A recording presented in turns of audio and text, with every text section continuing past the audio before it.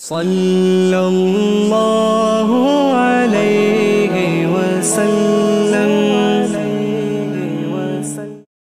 एक अल्लाह के बंदे के लिए नबी पाक अलैहिस्सलाम के गुलाम के लिए जरूरी करार दिया है। वो तीन खूबियां हैं, सादगी, आजिज़ी और कनात। जिस आदमी के अंदर ये तीन बातें पाई जाती हैं कि वो सादा भी हो, इज्जो इनकिसार वाला भी हो, और जो चीजें अल्लाह ने उसे दी हो उस पर उसकी कनात भी हो, वो राजी भी हो, तो ऐसे शख्स पर अल्लाह तबारक व तआला की खास रहमत नाजिल होती है।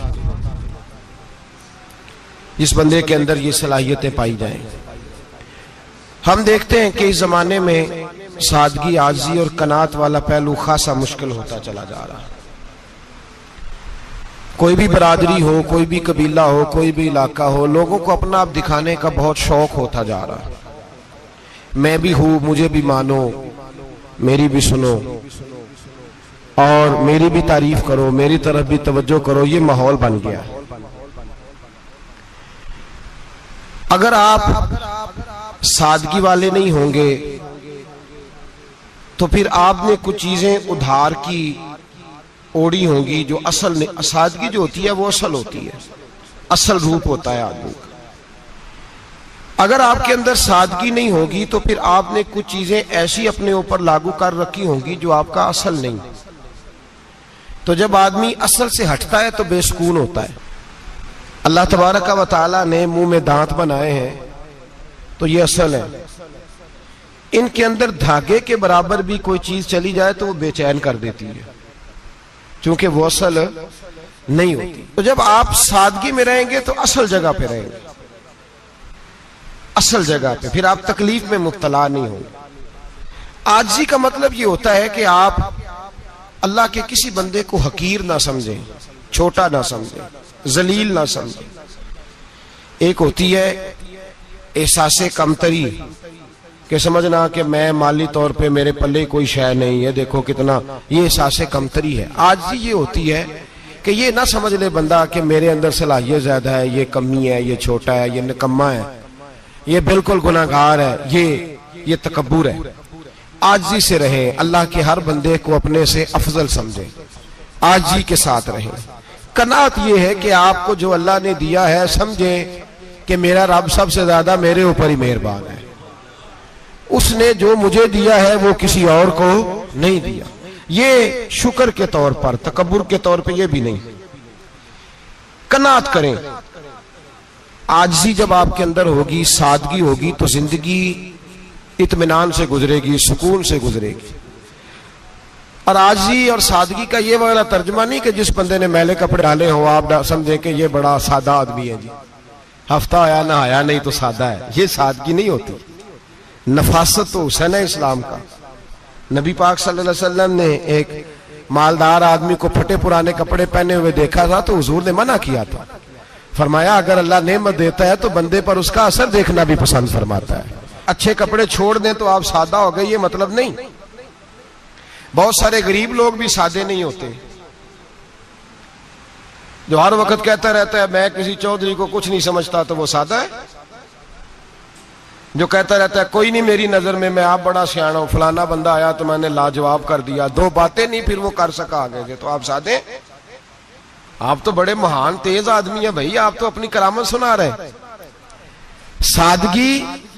सादगी का मतलब है बेतकल्लफ जिंदगी, जिसमें कोई तकल्लुफ ना पाया जाए। जो बंदा हो वही वो बयान करे, ये सादगी है। ये सादगी के खिलाफ है कि आप जो नहीं है वो आप। मेरा एक तजर्बा है, इसको आप कुरान और हदीस का निचोड़ ना समझिएगा, मेरी जाती बात है तो इसको जादी रहने दीजिएगा।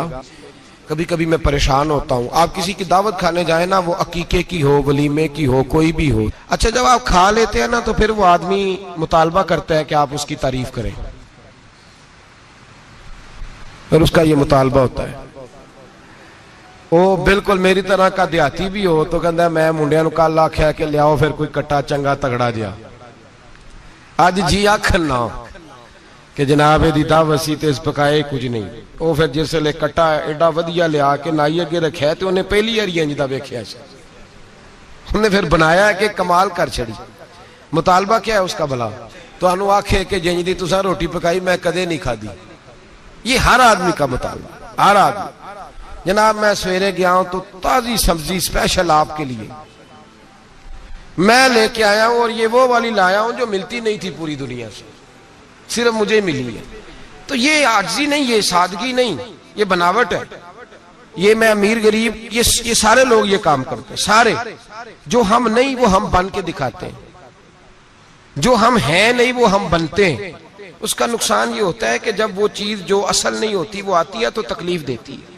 नबी पाक अलैहिस्सलाम की जिंदगी सादी थी। किस तरह की सादी थी? दो जुमले, हजरत अब्दुल्ला इब्ने अब्बास के दो जुमले और बात खत्म कर दी। फरमाते हैं मेरे रसूल पाक अलैहिस्सलाम की जिंदगी सादी थी। ये कैसी सादी थी? फरमाते हैं जो मिलता था हुजूर पहन लेते थे, जो सामने आता था खा लेते थे। कोई तकल्लुफ नहीं कि मैंने ये नहीं खाना, ये खाना है, ये नहीं लेना, ये लेना है। ये मिजाज नहीं, तबीयत नहीं। हमारी तो पसंद नापसंद होती है ना। हुजूर को कद्दू ज्यादा पसंद था, ये तो आपको हदीस में मिलेगा, ये तो मिलेगा। लेकिन ये नहीं मिलेगा कि नबी पाक सल्लल्लाहु अलैहि वसल्लम को गंदम नापसंद थी, ये नहीं मिलेगा। आपको ये तो मिलेगा कि रसूल पाक को दूध ज्यादा पसंद था, ये नहीं मिलेगा कि सादा पानी नापसंद था। ये तो आपको मिलेगा कि नबी करीम सैयद आलम सल्लल्लाहु अलैहि वसल्लम जमीर पर सोने को पसंद करते थे। ये नहीं मिलेगा कि चारपाई पर सोने को नापसंद करते थे। यानी हुजूर की जिंदगी सादी है, उसमें तकल्लुफ हमारी पसंद नापसंद होती है, और जो शय हमें पसंद नहीं वो फिर है ही नहीं सही, वो गलत हो गई फौरन, वो सिरे से उसका कोई असर ही नहीं रहा, वो बिल्कुल तबाह हो गई। मेरे हबीब पाक सैयद आलम अलैहिस्सलाम ने सादी जिंदगी गुजारी और आजिज़ी वाली जिंदगी गुजारी। हम लोग आजिज नहीं होते, आजिज नहीं हो। अगर हम लोग आजिज हो जाए तो लड़ाइयां खत्म हो जाए। हर खानदान में हर घर में लड़ाई है, इसका मतलब है कि आजिज़ी, जहां आजिज़ी होती है वहां लड़ाई नहीं होती, झगड़ा नहीं होता। हमारा भाई से, भतीजे से, भांजे से, बीवी से, ससुराल वालों से, रिश्तेदारों से, भाइयों से अगर इख्तलाफ चल रहा है और हर जगह चल रहा है तो सारी जगह तो गलतियां नहीं ना पाई जाती, कहीं हमारी भी गलती होती है। तो ये जो इख्तलाफ चल रहे हैं और सुलह नहीं हो रही, इसकी वजह यह है कि हमारे अंदर आजिज़ी इनकिसारी हो, तो फिर तो झगड़ा ही कोई नहीं। मेरे नबी पाक अलैहिस्सलाम की जिंदगी में आजिज़ी है, इनकिसारी है। इसलिए हुजूर ने कभी लंबी चौड़ी बातें नहीं सुनाई। सहाबा कहते हैं नबी पाक अलैहिस्सलाम तकरीर छोटी करते थे, नमाज लंबी पढ़ते थे। तकरीर, नमाज, हमारी बातें लंबी और नमाजें अल्लाह अकबर, उल्ट बिल्कुल सिलसिला। नबी पाक अलैहिस्सलाम ने सादगी, आजिज़ी को अपनाया। बहुत गरीब आदमी, बड़ा माड़ा बंदा जो 100 रुपया दिहाड़ी लेता है, और बाहर जब वो दिहाड़ी करने गया है तो वो शाम को जब उसने ना समेटा है ना वो सीमेंट और रेत और वो सारी चीजें, तो वहां वो झाड़ू फेर के आया है। फेरते हैं ना जी मजदूर झाड़ू, ये काम वो करने को तैयार है, पर अपने घर में आके झाड़ू देने को तैयार नहीं वो, इसलिए कि ये उसकी मर्दानगी के खिलाफ है।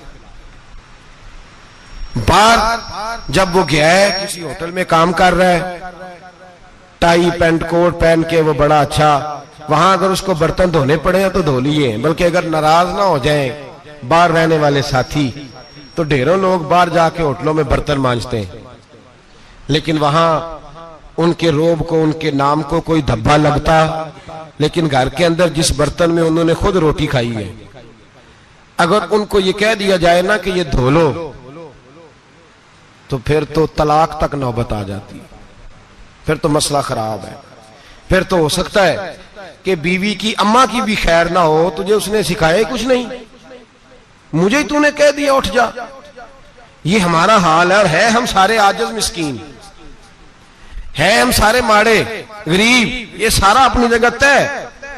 लेकिन जहां डटना है, बल्कि यूं समझ लें कि जहां रोब ना चला वहां मिस्कीन हो गए, और जहां चल गया अब बादशाह हो गए। मेरे रसूल पाक सैयद आलम अलैहिस्सलाम का उसवा नूर सुनो, सैयदा तैयबा ताहिरा हजरत आयशा सिद्दीका रदी अल्लाह ताला अन्हा फरमाती हैं, हुजूर घर में आते,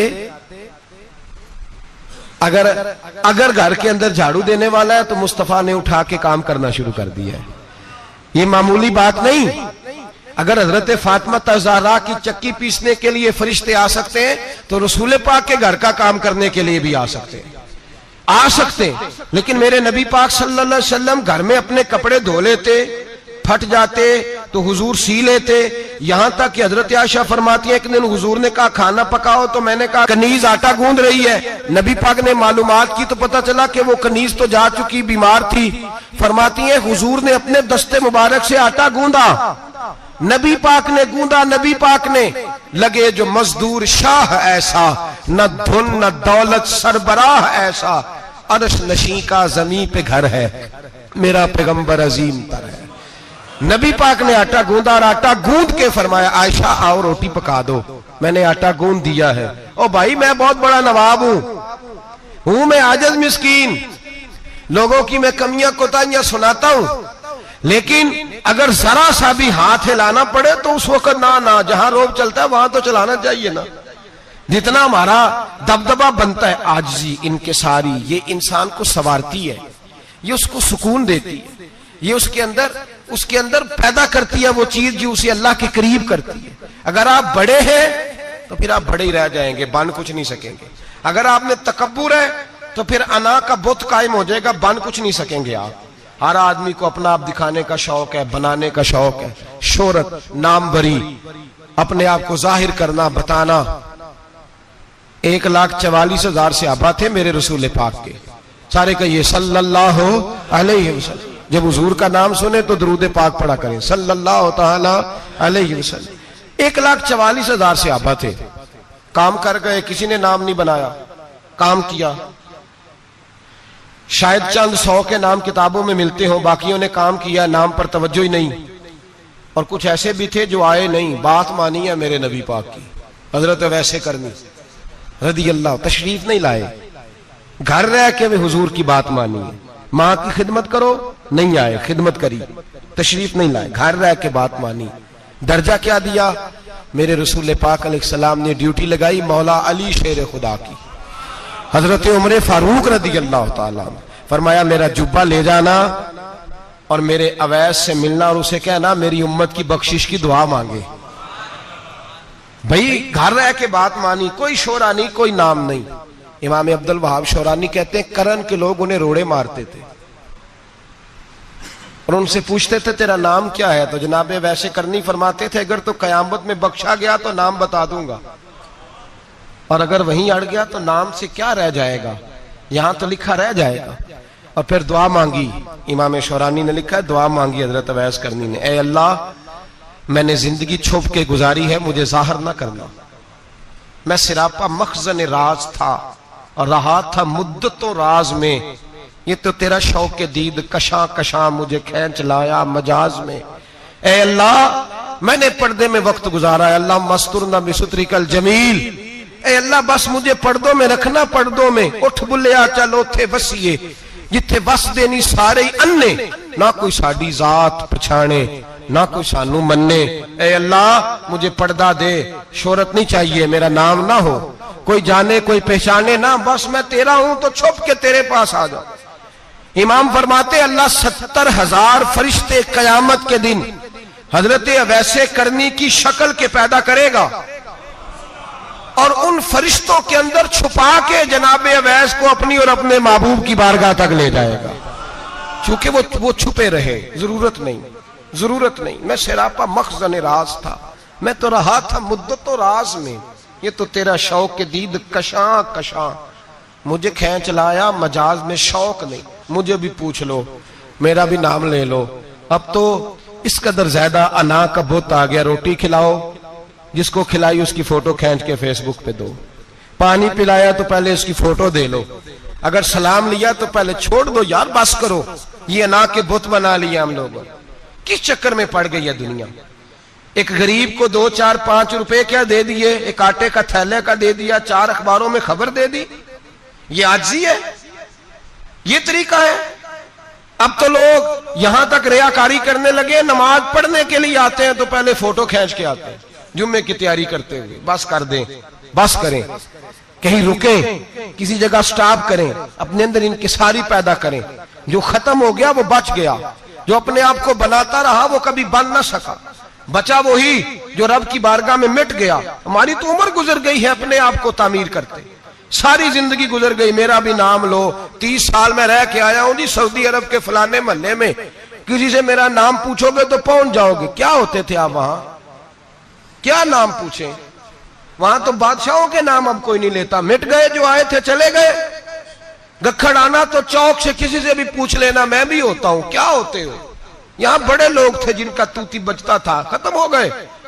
तू और मैं भी जाने वाले, और जमाना आएगा, मिटने के लिए दुनिया आई है। अगर दुनिया में खुद ब खुद अपने आप को मिटा के रखोगे तो अल्लाह इज्जत अता फरमाएगा। हम तो इतना खड़े हुए हैं कि बहनों से, भाइयों से, ससुराल से, रिश्तेदारों से कट गए हैं बिल्कुल, इसलिए कि बुत नहीं टूट रहा अंदर का। मेरे नबी पाक सैयद आलम अलैहिस्सलाम के गुलाम बड़ा कुछ थे, पर उनकी जुबानों पे कभी कुछ होने का जिक्र नहीं आया। बड़ा कुछ थे वो, बड़ा कुछ थे। हजरत अबू बकर सिद्दीक रदी अल्लाह, बड़ा कुछ थे ना, क्या बात थी। मेरे मुस्तफा करीम सैयद आलम सल्लल्लाहु अलैहि वसल्लम ने फरमाया, अबू बकर मेरा वो खलील है कि दुनिया में भी मेरा सज्जन है, कयामत में भी मेरा दोस्त होगा, दुनिया और आखिरत में। वही अबू बकर है। मोहल्ले में 7 गरीब बच्चियां रहती हैं, वो कहती हैं हमारी बकरियां, बाप फौत हो गया, बकरियों का दूध धो दो। तो अबू बकर सिद्दीक बकरियों का दूध धोने चले जाते हैं, उनके घर का काम काज करके आते हैं। सैयदना उमर फारूक, मेरे नबी पाक अलैहिस्सलाम ने फरमाया, फरिश्ते 950 साल मेरे उम्र की शान बयान करें तो खत्म नहीं हो सकती। इतना बड़ा शख्स उमर फारूक, इतना बड़ा आदमी। एक दिन ऐलान किया उमर फारूक ने, लोगों मस्जिद में आओ, बात करनी है। अमीरुल मोमिनीन का पैगाम है, सारे मस्जिद में आ जाए। खचाखच मस्जिद नबी सहाबा से भर गई। और ऐसा जब ऐलान होता था तो सहाबा दौड़ के आते थे, शायद को जंग है, शायद किसी ने हमला कर दिया है, शायद कोई नई बात है। दौड़े आए लोग, मस्जिद नबी खचाखच भर गई। सैयदना फारूक आजम रदी अल्लाह तआला अन्हु मिंबर पे बैठे। हजरत अब्दुर रहमान इब्ने औफ रदी अल्लाह तआला अन्हु फरमाते हैं कि सहाबा तजस्सुस के देख रहे हैं कि पता नहीं किसी तरफ से पैगाम नहीं आ गया, कोई काफिर हमला नहीं करने लगा, अल्लाह जाने क्या हुआ है, बड़ी परेशानी है। उमर बैठे, अल्लाह की हम्द की, नबी पाक सल्लल्लाहु अलैहि वसल्लम पर दुरूद पढ़ा, और फिर उमर फारूक बोले, फरमाने लगे, मैं जब मक्के में रहता था ना तो कभी घर में कहत आ जाता था, कभी कहत आता था घर में, बकरियों के दूध खुश्क हो जाते थे, गंदम नहीं मिलती थी, पानी नहीं होता था। तो फरमाया मेरी अम्मा मुझे खाला के घर भेज देती थी। कबीला बनु मखजूम, उस कबीले में मेरी खाला की शादी हुई थी तो वो मालदार लोग थे, उनके पास ज्यादा बकरियां, ज्यादा ऊंट, ज्यादा गायें, ज्यादा खेत थे। हजरत उमर फारूक फरमाने लगे, मैं उनके घर जाता तो मेरे खालू समझ जाते कि उमर को इसलिए भेजा गया है कि कहत आ गया है। फरमाते हैं वो मुझे सवेरे बकरियां चराने ले जाते, शाम तक मैं उनकी बकरियां चराता। अमीरुल मोमिनीन उमर, एक तरफ मसला यह है कि कैसर और किसरा की दीवारें हिल रही हैं उमर के नारों से, और इधर उमर मिंबर पे बैठ के खुतबे दे रहे हैं। फरमाते हैं मैं बकरियां चराता, शाम तक खाला के घर जाके मजदूरी करता, और फरमाते हैं शाम होती तो एक मुट्ठी किशमिश मुझे देते वो। आप फरमाते हैं मैं बड़े कद वाला था, एक मुट्ठी किशमिश मिलती है, कभी एक मुट्ठी खजूरें, मैं शाम को खा के सो जाता। कई महीने यूं ही गुजरते तो मेरी अम्मा का पैगाम आता कि हालात सही हो गया, मेरे बेटे को भेज दो। ये बात कही, हजरत उमर रोने लगे और फिर कहने लगे, अब वो वक्त आया है कि लोग मुझे अमीरुल मोमिनीन उमर कह के पुकारते हैं। बस ये 2 बातें की। उमर ने कहा चलो जोहर का वक्त हो गया, अजान पढ़ो, उठो नमाज पढ़े, उठो। अजान हुई, इकामत हुई, जनाब उमर ने नमाज पढ़ाई, लोग चले गए तो सैयदना अब्दुर रहमान इब्ने औफ जराना था जनाब उमर से, बाजू पकड़ के कहने लगे, उमर सियाना बंदा यार तू, ये 2 बातें सुनाने के लिए इतना मजमा इकट्ठा किया था, ये 2 बातें कहने के लिए कि मैं खाला के घर जाके मजदूरी करता था तो एक मुट्ठी किशमिश मिलती थी, एक मुट्ठी खजूरें, ये कहने के लिए कि मैं बकरियां चराया करता था। तो हजरत उमर फारूक रदी अल्लाह तआला अन्हु फिर रोए, फिर आंखों में आंसू आए, कहने लगे अब्दुर रहमान आज ना मिस्र शाम से कुछ लोग आए थे और वो बता रहे थे कि उमर तेरा डंका वहां भी बड़ा बजता है। वो मुझे कह रहे थे तेरे नाम के वहां भी बड़े दबदबे हैं, बड़े तज़किरे हैं। तो मेरा नफ्स मुझे कह रहा था उमर देखा तू यहां बैठा है और वहां तेरे नाम का शोर हो रहा है, मुझे इसने बड़ा किया है। तो मैंने आज मुस्तफा के सारे गुलाम इकट्ठे करके अपनी औकात बता दी है।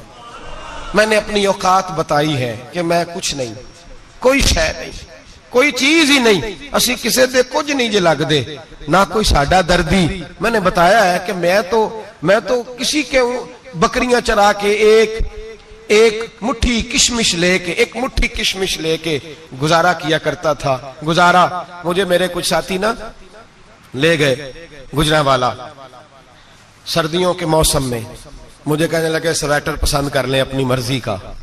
तो मैंने कहा यार मुझे तो वही मजा आता है जो मेरी अम्मा क्रोशिये से बनाया करती थी। वो पहले अब्बा पहनते थे, फिर वही स्वेटर बड़ा भाई पहनता था, फिर हमारे खाते में आ गया। और फिर उसकी तारीफें होती थी गुर्बत छुपाने के लिए, उसकी तारीफें होती थी, बड़ी मेहनत से बना है जी, क्या बात है, बड़ा गर्म है, तो अब छोटे भाई को दे दिया जाए। हमने कहा वही जमाना देखा है, वही रंग देखा हुआ है और उस पर फख्र है। अब तो लोग जब कुछ हो जाता है ना, 2-4 लोग जानने लगते हैं तो लोग फटाफट दावा कर देते हैं खानदानी रईस आज़म हूं, बड़ी बात है। ऐसी कोई बात नहीं। जिसको अपना आप याद रहता है उसे खुदा भी याद रहता है, जिसे अपना आप याद रहता है उसे रसूलुल्लाह भी याद रहते हैं, जिसे अपना आप याद रहता है उसकी नजर में दूसरे लोग भी कुछ होते हैं। मैं उम्रे के लिए, हज के लिए जाता रहता हूँ, रब मुझे अपने फजल से बुला लेता है। तो मैं एयरपोर्ट से नीचे उतरा तो एक साहब मेरे जानने वाले थे, दौड़ के आए और मुझे कहने लगे क्या बात है, सुना है इस दफा आप सऊदी एयरलाइन से आए, सीधा मदीना शरीफ आए, क्या बात है आपकी। और मैंने कहा साहब छोड़ दें, मैं भी जब पहली दफा आया था तो मैं भी बड़ा घूर घूर के एयरपोर्ट देखता था, मैंने कभी देखा जो नहीं था, मैं बड़ा घूर घूर के देखता था। कोई ऐसी बात नहीं है, ये निजाम कुदरत है, बादशाह के फैसले हैं, वो जब चाहता है जिस तरह के चाहता है फैसले फरमा लेता है। तो ये उसके फैसलों की बात है। हम लोग ना जिस हैसियत पे होते हैं वहीं रह जाते हैं, पिछली बात भूल जाते हैं। इसलिए हम चाहते हैं जो भी हमें मिले झुक के मिले, जो भी आए, और ये मेरा आपका सबका मुश्तरका मामला है। मेरे नबी पाक सल्लल्लाहु ताला अलैहि वसल्लम ने सहाबा से पूछा तुम्हें बताऊं जन्नत के बादशाह कौन होंगे? जन्नत के आम लोग नहीं, जन्नत के, बोलिएगा जरा, जन्नत के अल्लाह बादशाह। जन्नत में तो जाना बड़ी बात है, और हुजूर जन्नत का भी बादशाह। इब्ने माजा में लफ्ज है, तुम्हें पता है जन्नत के बादशाह कौन होंगे? तो मेरे मुस्तफा करीम सल्लल्लाहु ताला अलैहि वसल्लम के गुलामों ने कहा हुजूर हमें नहीं पता। तो हुजूर ने फरमाया जन्नत के बादशाह वो लोग होंगे जिन्हें दुनिया में कोई भी नहीं जानता था, जिनके कपड़े सादे होते थे, जो गरीब लोग होते, जो सिफारिश करते थे तो उनकी कबूल कोई नहीं करता था, जो किसी के साथ जाते थे तो उनको मानता कोई नहीं था। वो जन्नत के बादशाह होंगे, बादशाह। और फरमाया क़यामत के दिन जब लोग उन्हें देखेंगे तो उन पर फख्र करेंगे, रश्क करेंगे, कहेंगे क्या बात है तुम्हारी। यहां तो शौक ही बड़ा है, गरीबों ने भी पोस्टर बनाए हुए हैं, डाकुओं, लुटेरों, चोरों की तस्वीरों के साथ लगवाए हुए, अपने आप को बड़ा करने के लिए। आजी इख्तियार करें, आजी इख्तियार करें, अपने आप को मिटाने की कोशिश करें। रब करीम के बंदे आगे बढ़ बढ़ के अपना आप दिखाते नहीं, बड़ा शौक है, पहले फोटो खिंचा लो, बाकी बातें बाद में होंगी, पहले वीडियो बना लो, बाकी कुछ और बाद में होगा। पहले अब तो परसों तरसों मुझे एक मौलाना कहने लगे कि आपसे मैंने, वो यहाँ जुमा पढ़ने आते हैं कभी कभी, मेरे दोस्त हैं, कहते हैं आपसे मैंने सुना था कि अगर कोई, उस नबी पाक का फरमान है, अगर कोई नजराना दे तो उसको ले लो, अगर कोई तोहफा दे तो उसको, हुजूर ने फरमाया ले लो अगर तुम्हें को देता है, अपनी मर्जी से, मांगना मना है, खुद दे तो ले लो, वरना एक वक्त आएगा तुम मांगोगे तुम्हें मिलेगा नहीं, जब को दे तो ले लो। कहने लगे आपने कहा था को दे तो उस वक्त से मैं, कोई सूट देता है मुझे मेरी मस्जिद का नमाजी तो मैं ले लेता हूं, कोई मुझे कोई और शय देता है तो मैं आपसे सुन के, तो अगर मेरी मस्जिद का नमाजी सूट पकड़ाते साथ फोटो भी खींचे तो फिर मेरे लिए क्या हुक्म है? वो खुशबू की डब्बी देते हुए साथ फोटो भी खींचे, फिर मेरे लिए क्या हुक्म है?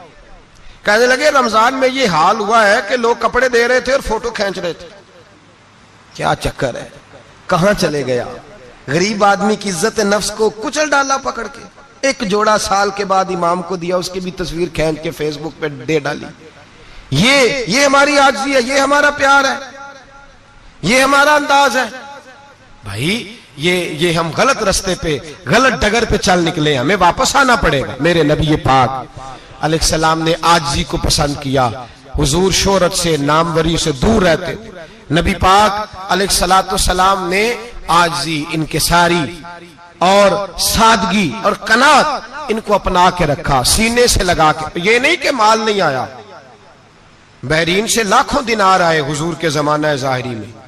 तबूक के बाद फतुहात हुई तो लाखों दिनार आए, लेकिन हजरत आयशा कहती है हमारे घर में 4 दिन के बाद ही रोटी पकी है, हमने एक वक्त ही खाना खाया। लाखों रुपया आया है, पर हमारे घर के अंदर जो खाना आया है वो सिरका ही आया है। हमने रात अगर रोटी बच गई है तो सवेरे उठ के रात वाली खाई है। हमारे घर के अंदर वही हालात रहे, इसलिए कि मेरे नबी पाक अलैहिस्सलाम ने फरमाया मैं तुम्हारी दुनिया से हासिल करने नहीं आया, मैं तो मुसाफिर की तरह वक्त गुजारने आया। हम ज्यादा के चक्कर में निकले तो बड़ा कुछ कुचल के आ गए। बड़ा कुछ आजी जब पैदा होती है, इनकिसारी जब पैदा होती है, जब तवाज़ो आती है, फिर इंसान बनता है, फिर वो समझता है, फिर उसके अंदर तब्दीली आती है, फिर वो। और बुजुर्ग फरमाते हैं आजी वाले को नमाज में भी लज्जत आती है, वरना तो किसी ने पूछा था, एक शायर इस्लामाबाद में रहते थे, तो उनसे किसी ने पूछा कि आपका शहर किस तरह का है। उन्होंने कहा मेरा उस शहर अदावत में बसेरा है जहां लोग सजदों में भी लोगों का बुरा सोचते हैं। मेरा उस शहर अदावत में बसेरा है जहां लोग सजदों में भी लोगों का, नमाज पढ़ते हुए कहते हैं देखो कितनी बू आ रही है इससे, कपड़े नहीं बदल के आया, नमाज पढ़ते हुए भी साथ वाले के बारे में बुरा सोच रहे। जब आजी सैयद अहमद कबीर रिफाई रहमतुल्लाह ताला अलैह, ये सिलसिला रिफाइया के शेख हैं, आला हजरत रहमतुल्लाह अलैह ने इनकी बड़ी तारीफ लिखी है फतावा रज़विया में। मिस्र के अंदर सिलसिला रिफाइया और शाज़िलिया, बहुत सारे लोग इस सिलसिले में मुरीद हैं। सैयद अहमद कबीर रिफाई इतने बड़े सूफी थे कि मेरे मुस्तफ़ा करीम सल्लल्लाहु अलैहि वसल्लम के रोजे पर हाजिरी देने गए। नबी पाक की बारगाह में हाथ दुआ करें, अल्लाह हम सबको वहां हाजिरी नसीब फरमाए, अल्लाह हम सबको बार बार ये मौके अता फरमाए। सैयद अहमद कबीर रिफाई हाजिरी देने गए तो जब नबी पाक के गुम्बद पे पहुंचे तो कहने लगे या रसूलल्लाह मैं कब्र देखने नहीं आया, मैं तो दीदार करने आया। हुजूर ये तो ज़ियारत में करता रहता था, दीदार करने आया। ये कह के रोने लगे। इतनी देर रोए कि मेरे मुस्तफ़ा करीम ने अपना दस्ते मुबारक कब्र से बाहर निकाल दिया, हाथ मुबारक बाहर आया। 10,000 लोगों ने देखा। कितने लोगों ने? अब यहां भी लोगों को शक होगा जी कैसे बाहर आया, तो बुखारी सुना देता हूं, मसला जरा हल हो जाए। मस्जिद नबी की तामीर हो रही थी, तामीर तो कहते हैं कि दीवार नहीं, तामीर करते वक्त ना एक दीवार गिरी, ये बुखारी के लफ्ज है। दीवार गिरी तो एक पैर बाहर आ गया। पैर को देखा तो कहते हैं हाथ रखते थे तो उसमें बिल्कुल ऐसे था जैसे खून साइडों पे हो गया, बिल्कुल जिंदा। शोर हो गया कि ये नबी पाक का कदम मुबारक है, हुजूर का। बहुत सारे लोग इकट्ठे हुए, उलमा को बुलाया, पैर देखा तो कहने लगे नबी पाक का नहीं, ये तो सैयदना फारूक आजम का है। जब ये कहा ना फारूक आजम का है तो फिर एक शोर उठा कि ये हाल है उनके गुलामों का, तो सरकार का आलम क्या होगा। ये हाल है उनके गुलामों का तो फिर सरकार का आलम। ये बुखारी है। तो जिंदा है वल्लाह, तो जिंदा है वल्लाह, मेरी चश्मे आलम से छुप जाने वाला। सैयद अहमद कबीर रिफाई इतने बड़े, नबी पाक सल्लल्लाहु अलैहि वसल्लम ने दस्ते मुबारक बाहर निकाला, 10,000 लोगों ने देखा। किसी ने हजरत सैयद अहमद कबीर रिफाई से पूछा कि बाबा इतना बड़ा दर्जा, इतना बड़ा मकाम कैसे मिला? तो बाबा जी कहने लगे जिंदगी में कभी किसी को हकीर नहीं समझा, किसी को कभी हकीर, कभी किसी को अपने से कमतर नहीं समझा। तो अल्लाह ने देखे ना, अगर आप नहीं समझेंगे तो उसके लिए भी आपको उन्वान मिल जाएंगे, और अगर समझना है अपने आप को बड़ा तो उसके लिए भी मौके मिल जाते हैं। हजरत शफीक बल्खी बहुत बड़े सूफी बुजुर्ग हुए, पर नौजवान थे, जवानी में ही अल्लाह ने बड़ा मर्तबा दिया। हजरत अब्दुल्ला बिन मुबारक बूढ़े थे, दोनों एक महफिल में इकट्ठे हुए। अब बगदाद सारा मानने वाला था और दोनों का मानने वाला था। आखिर में दुआ बुजुर्ग कराया करते थे महफिल के इख्तिताम पर। हजरत शफीक बल्खी जनाब अब्दुल्ला बिन मुबारक से कहने लगे आप दुआ करें। आप दुआ करें, आप बुजुर्ग हैं। अब जिसने जो मानना है उसे उसके लिए उन्वान भी मिल जाएगा। हजरत सैयदना अब्दुल्ला बिन मुबारक कहने लगे, बेटे तू दुआ कर, तेरी उम्र थोड़ी है, तेरे गुनाह भी थोड़े हैं। तेरी उम्र थोड़ी है, तेरे गुनाह भी थोड़े हैं। तो सैयदना शफीक बल्खी कहने लगे, नहीं हुजूर आप दुआ करें, आपकी उम्र ज्यादा है तो नेकियां भी तो ज्यादा ही है ना, नमाजें भी तो आपकी ज्यादा है ना, रोजे भी तो ज्यादा, रमजान भी तो आपकी उम्र में ज्यादा है ना, आज भी तो आपने ज्यादा। अगर आपने किसी को अपने से बड़ा समझना है तो उन्वान आपको मिल जाए, छोटा समझना है तो उसके लिए भी उन्वान आपको। बात तो ये है कि आप क्या करना, अगर आप किसी को हकीर समझना चाहते हैं तो बात खत्म हो गई। सैयद अहमद कबीर रिफाई फरमाते हैं, जिंदगी भर कभी किसी को हकीर नहीं समझा। अल्लाह की सारी मखलूक की क्या बात है।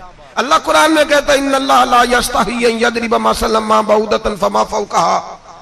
अल्लाह शर्म नहीं करता कि एक मच्छर की मिसाल बयान करे या उससे भी कमतर। अल्लाह मच्छर की बात करता है इतना बड़ा होके, वो कहता है मैं करूंगा, मेरी मखलूक जो है तो हजरत अहमद कबीर रिफाई फरमाने लगे, मैंने कभी किसी को हकीर, बोलिए कभी किसी को हकीर। हम लोगों के पास उन्वान बड़े हकीर समझने के लिए, हम समझ लेते हैं।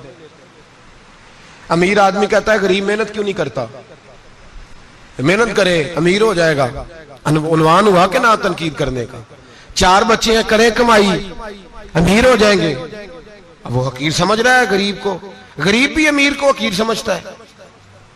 वो भी कहता है जो इसने कमाया सारा ही हराम है, जायज एक पैसा नहीं, उसने भी हकीर समझ लिया।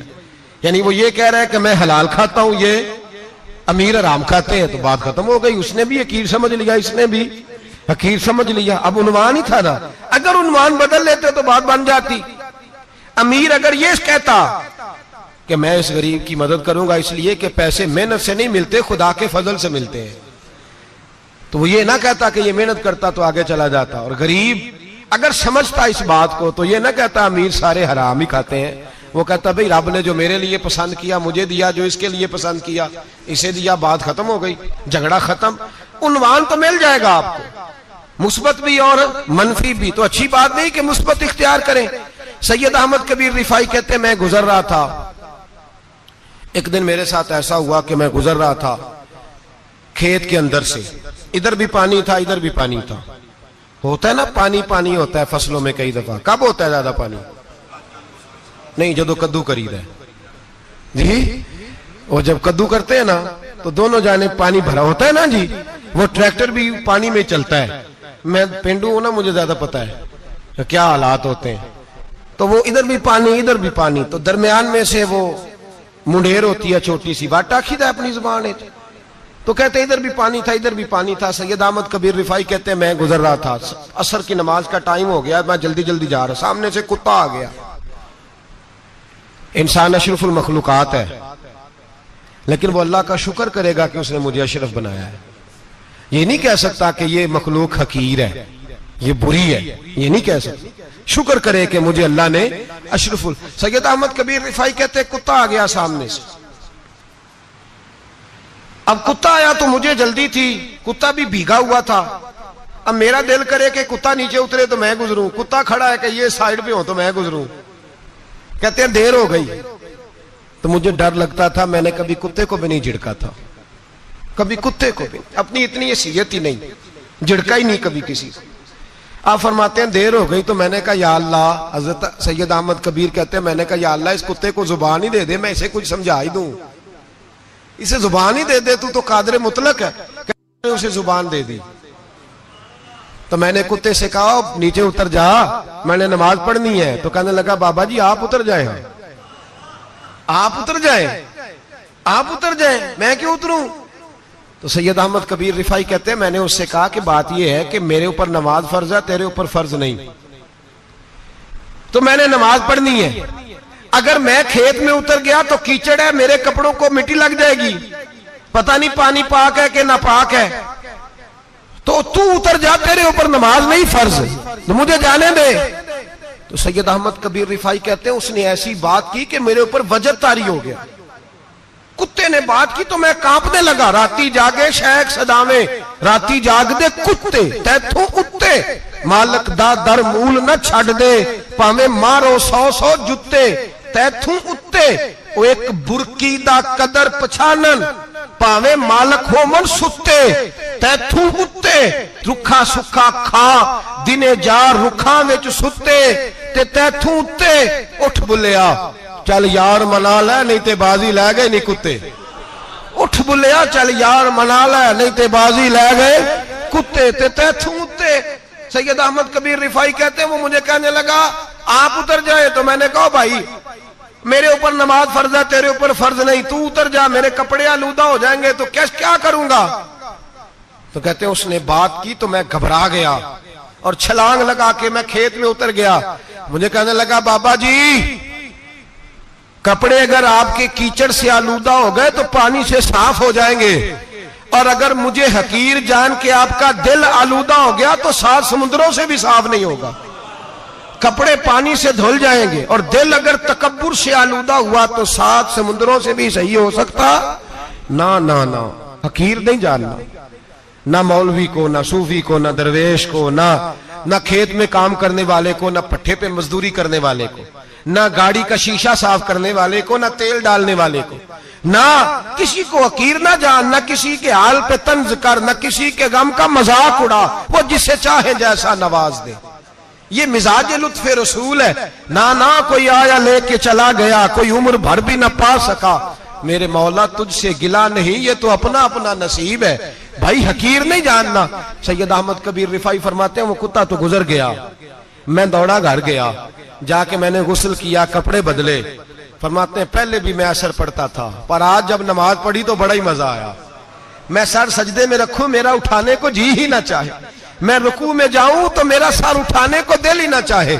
मेरा दिल करे आज मगरिब लेट हो जाए, आज सूरज देर से गुरूब हो, मैं आज सारा दिन असर ही पढ़ता रहूं। भाई जब तू आजिज़ी वाली पढ़ता है, जब तू इनकिसारी वाली पढ़ता है, जब तू हजरत सैयदना मुआविया बिन खुतैज रदिया, एक हजरत मुआविया बिन सुफियान है, एक मुआविया बिन खुतैज सहाबी है, वो कहते हैं मैं जंग फतह करके आया तो सख्त गर्मी का मौसम था, मुझे पता था कि उमर फारूक दोपहर को आराम कर रहे होंगे।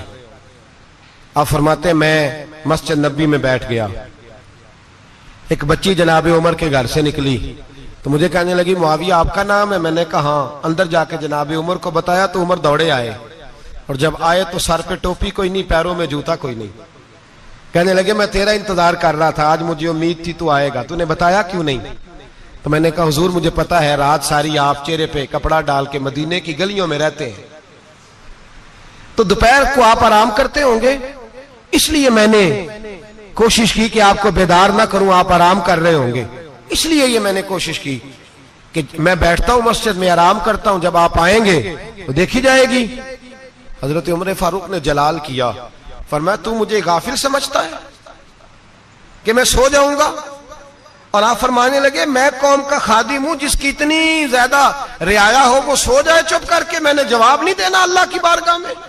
फरमाया मेरे अमीरों की तरह सोने जागने के वक्त मुकर्रर नहीं, मैं कौम का खादिम हूं, जिस वक्त भी आया करो मुझे जगा लिया करो, मुझे कब्र में जाके खुदा को भी जवाब देना है, मोहम्मद मुस्तफा को भी जवाब देना है। मेरे भाई याद रखे जब ये चीजें पैदा, और फिर हमने इन तकल्लुफात में, मैंने कई दफा ये बात बयान की है, अब तो लोग रिश्ते करते हैं तो डीसी कॉलोनी में किराए का मकान खरीदते हैं, 2-4 गैरों की गाड़ियां मंगा के दरवाजे के आगे खड़ा करते हैं, रिश्ता हो जाता है बड़ा घर देख के, और जब शादी के चौथे दिन पता चलता है कि ये किराए का मकान था, तो रिश्ते मकानों पे कायम नहीं होते, एतबार पे कायम होते हैं। वो एतबार टूटता है तो जिंदगी भर कायम नहीं होता दोबारा। जो आप हैं आप वही रहें, जो आप नहीं है वो कभी बनने की कोशिश ना करें।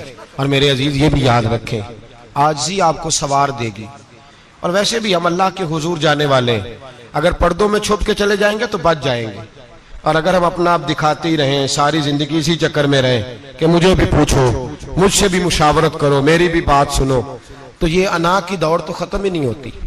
हिर्स सिर्फ पैसे की नहीं होती, हिर्स हवस शोहरत की भी होती है। और नबी पाक सल्लल्लाहु अलैहि वसल्लम ने इसको भी बयान फरमाया है कि ये जो तेरे अंदर चीज पैदा होती है ना, मैं जाना जाऊं पहचाना जाऊं, इससे भी अपने आप को बचा। सहाबा के बाद जिस शख्स की खिलाफत सबसे मजबूत हुई वो हजरत उमर बिन अब्दुल अजीज थे। इतनी बेहतरीन खिलाफत की कि लोगों को हजरत उमर का जमाना याद आ गया। हजरत उमर बिन अब्दुल अजीज, इराक में रहने वाली एक औरत थी। उस औरत का खामद फौत हो गया तो 5 बच्चियां यतीम थी। वो इराक से चली और जनाब उमर बिन अब्दुल अजीज के पास आई कि आप मेरी बच्चियों का वजीफा लगा दें।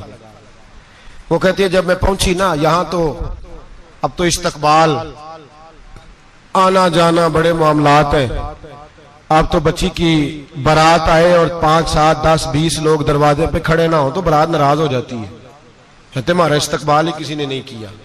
तो इस्तकबाल तो अब इस तरह है जिस तरह नशा नहीं होता, ये इस्तकबाल की हालत है, अमीरों से लेके गरीबों तक। मुझे पूछा ही नहीं किसी ने, कुर्सी नहीं दी, आगे नहीं बिठाया, अब ये वाला मामला है। और मैं मेरी तरह के लोग, नेक लोगों की बात नहीं करता। अब तो हम देखते हैं फुला मौलाना का इस्तकबाल हो रहा है, फुला के लिए लोग खड़े हो रहे हैं, नारे लग रहे हैं। और अब तो मैं देखता हूं ऐसे ऐसे हाथ लहराते हैं सूफी और दरवेश कहलाने वाले, जैसे सियासी लीडर लहराया करते। ये क्या तरीका हुआ? ये कौन सा तर्ज जिंदगी? मेरे नबी पाक सल्लल्लाहु अलैहि वसल्लम ने फरमाया, जो ख्वाहिश करे कि मैं आऊं और लोग खड़े हों वो तो जहन्नमी है, तो दोज़खी है। सारे वही तरीके हम इख्तियार करते जा रहे हैं, वही प्रोटोकॉल है हर जगह। वो लोग जिनके दरवाजे खुले होने चाहिए थे, वहां भी हर वक्त के लिए मामला तय हो गए। याद रखें, मेरे नबी पाक अलैहिस्सलातु सलाम ने जो तालीमात दी, हजरत उमर बिन अब्दुल अजीज रहमतुल्लाह ताला अलैह। औरत कहती है, मैं पहुंच गई, मैंने लोगों से पूछा घर कहां है, तो कहा वो जहां बोरी लटक रही है ना बाहर, टाट का पर्दा लगा हुआ है, वो हजरत उमर बिन अब्दुल अजीज का घर है। कहती है, मैं दरवाजे पर दस्तक दी, एक औरत ने दरवाजा खोला तो मुझे बीबी जान के अंदर बुलाया। तो उनके घर के अंदर जब मैं दाखिल हुई तो बड़ा सारा सेन था, एक तानिम कुआं लगा था, एक तरफ एक बड़ा दरख्त था और एक छोटा सा बनाई हुई थी जगह बर्तन धोने के लिए। और बीबी ना बर्तनों को मिट्टी लगा के, साबुन लगा के बैठी हुई थी, काम कर रही थी वो औरत। मुझे उसने दरख्त के नीचे बिठाया, पानी पिलाया। कैसे आई हो? मैंने कहा अमीरुल मोमिनीन से मिलना है। कहने लगी बैठो, थोड़ी देर में आ जाते। कहती थोड़ी, मैंने समझा घर की कोई मुलाजमा है, मैं बैठ गई। थोड़ी देर गुजरी, फिर दस्तक हुई, उस बीबी ने उठ के दरवाजा खोला। तो जब वो शख्स अंदर आए तो कहने लगी बड़ी देर से बर्तनों को साबुन लगा के बैठी हूं, कहां रह गए थे? कहती है वो साहब कहने लगे बस जरा मसरूफ हो गया था, दौड़े गए, कुएं से पानी निकाला, बीबी को दिया, उसने बर्तन धोए। कहती है फिर थोड़ा सा सिरका और एक रात की रोटी वो लाई, उस शख्स ने खाई। मैंने कहा कि ये दोनों घर के मुलाजम हैं, मियां बीवी काम करते हैं। जब वो खाना खा चुके तो वो औरत मेरे पास आई, कहने लगी उठ के मिल लो अमीरुल मोमिनीन से। मैंने कहा कौन अमीरुल मोमिनीन? तो कहने लगी कब से तो आए हैं, ये जिसने कुएं से पानी निकाला यही मुसलमानों का अमीर है, और ये जिसने दरख्त के नीचे बैठ के सिरके से रोटी खाई है यही। ये फरिश्तों की दास्तान नहीं, ये वो लोग हैं। मैं रात को भी कह रहा था एक जगह पे कि ये लोग जो है ना, जिनका आप रोज शिकवा करते हैं हुकूमतें बड़ी खराब हैं, ये कोई नहीं खराब, बिल्कुल खराब नहीं। जितने सियासी लीडर हैं सारे सही हैं। खराब वो लोग हैं जो इन्हें वोट दे के लीडर बनाते हैं, बिल्कुल खराब नहीं। मैं तो इनके हक में होता जा रहा हूं। नाराज हो गए ना आप लोग? अल्लाह करे तुसी हो जाओ तो अगले इलेक्शन च सियाने भी हो जाओ, आमीन तो कह दे। मैंने कोई मशवरा नहीं देना, इसलिए कि मेरी नजर में कोई ऐसा शख्स नहीं जिसके लिए मैं आपसे कह सकूं कि वोट दें। और हम तो ऐसी बात करें तो कई लोग नाराज होकर चले जाते हैं, लेकिन कोई परवाह नहीं, इसलिए कि ये दीन, मेरे नबी पाक का दीन सिर्फ मस्जिद का दीन नहीं। इंशाअल्लाह आइंदा जुम्मे नजरिया पाकिस्तान बयान करूंगा और बताऊंगा कि पाकिस्तान का मतलब क्या, ला इलाहा इल्लल्लाह मुहम्मदुर रसूलुल्लाह सल्लल्लाहु अलैहि वसल्लम। हुजूर का जो कुरान नाफज होगा मस्जिद में, वो कुरान कचहरी में भी नाफज होगा इंशाअल्लाह। और वो कुरान नाफज होने आया है, असेंबलियों में वही कुरान नाफज होगा इंशाअल्लाह। और यही चिराग जलेगा तो रोशनी होगी। बयान करेंगे और डट के बयान करेंगे, आपको बताएंगे। बात जो बात समझा रहा हूं फिल वक्त वो समझे, मुजरम वो नहीं जो बड़ा बन के लूटता है, मुजरम वो है जो उसको सपोर्ट करता है, जिसने उसे बड़ा बनाया है। ये याद रख लें, हमारी कोई बचत नहीं होगी, हमसे पूछा जाएगा। हम सारे कचहरी में खड़े होंगे, अल्लाह सवाल करेगा कि तुम बताओ तुम इनके मददगार क्यों बने थे, तुम सपोर्ट क्यों करते थे, ये पूछा जाएगा और हमने जवाब देना है। बहरहाल आम दाम बरसरे मतलब जनाब उमर बिन अब्दुल अजीज रहमतुल्लाह अलैह के वो बीबी गई तो कहने लगी कि ये अमीरुल मोमिनीन ने कहा, वो उठ के हाजिर हुई, कहा हुजूर मैं इराक से आई हूं, मेरा खामद फौत हो गया, मेरी 5 बेटियां हैं, वजीफा लगा दे। वो बीबी कहती है मेरा दिल था कि यतीम बच्चियों का 100 दिनार साल का लगा देंगे तो बड़ी बात है। कहती है जब मैं उनके पास गई तो हजरत उमर बिन अब्दुल अजीज को बताया तो वो रोने लग गए और मुझसे माफियां मांगने लगे। मैंने कहा हुजूर आप क्यों माफी मांगते हैं? तो कहने लगे इसलिए माफी मांग रहा हूं कि तू मेरी रियाया में थी और तेरी 5 बच्चियां यतीम थी, तुझे खुद चल के आना पड़ा है। मेरा काम था तेरी खबर लेता, माफ कर दे अल्लाह की रिजा के लिए। उन्होंने वजीफा लिखना शुरू किया तो मेरी एक बच्ची का 1000 दिनार साल का लिखा। मैंने कहा अल्लाह तेरा शुक्र है। फिर दूसरी बच्ची का 1000 लिखा तो मैंने कहा अल्लाह तेरा शुक्र है। तीसरी का 1000, चौथी मैंने कहा शुक्र है। जब चौथी का लिखा तो मैंने कहा अल्लाह आपका इकबाल बुलंद करे, अल्लाह आपको हमेशा इसी तरह फलता फूलता रखे। कहते हैं जनाब उमर बिन अब्दुल अजीज ने कलम रख दिया, फरमाने लगे मैं 5वीं का वजीफा नहीं लिखूंगा, 4 बहनों से कहना बांट के इसे भी दे दे। कहा हुजूर क्यों? आप फरमाने लगे जब तक तू अल्लाह का शुक्र अदा कर रही थी मैं भी रब से जुड़ा हुआ था और अल्लाह से डर के लिख रहा था। अब तूने मेरी तारीफ की है, अब मेरी जात आ गई है, अब मैं अगर ये वजीफा लिखूंगा तो इससे अल्लाह राजी नहीं होगा, इससे मेरे नफ्स में रिया पैदा होगी। अब मैं 5वीं का नहीं लिखूंगा, जा और जाके इराक के गवर्नर को दे। बीबी कहती है मैं घोड़े पे बैठी और मैं चंद दिनों के बाद इराक पहुंची। जब सवेरे आके मैंने वालिए इराक को रुका दिया तो वो चीख मार के रोया। मैंने कहा क्या हुआ? तो कहने लगा बीबी आज रात को हजरत उमर बिन अब्दुल अजीज का इंतकाल हो गया, फौत हो गए, तो इंतकाल कर गए। कहती मैं भी तड़प के रोई। मैंने कहा मेरी यतीम बच्चियों का क्या बनेगा? तो वो गवर्नर कहने लगा तेरे वजीफे जारी रहेंगे, तुझे मिलते रहेंगे।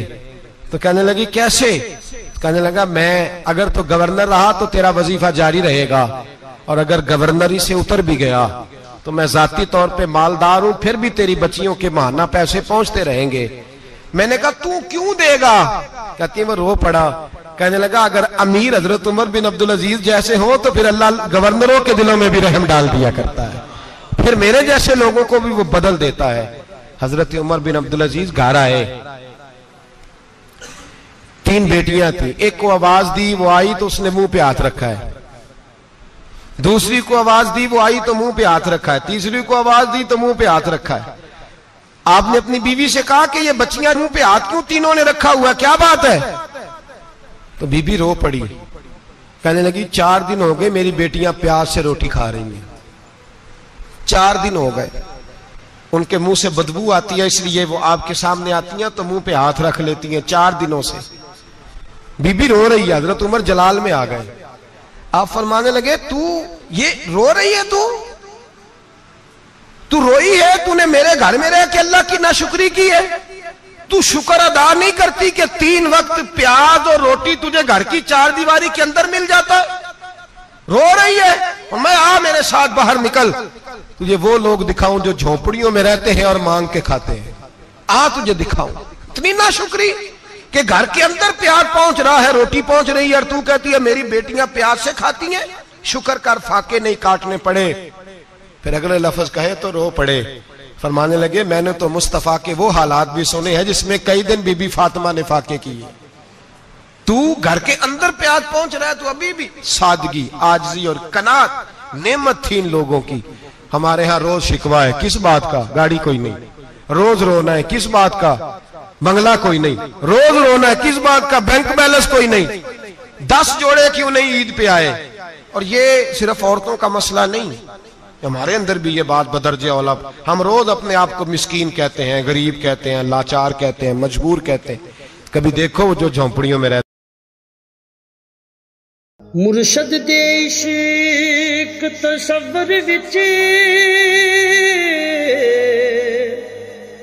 एक होर नज़ारा वेख लिया, जदों दिल कीता अख मीट लई, महबूब प्यारा वेख लिया। बड़ा शौक सी रब्बे अरनी दा, एक झलक ना मूसा सह सकिया, असी हथां दे विच हथ दे के सौरे दा सारा वेख लिया। अज सामने बैठ के मुर्शद दे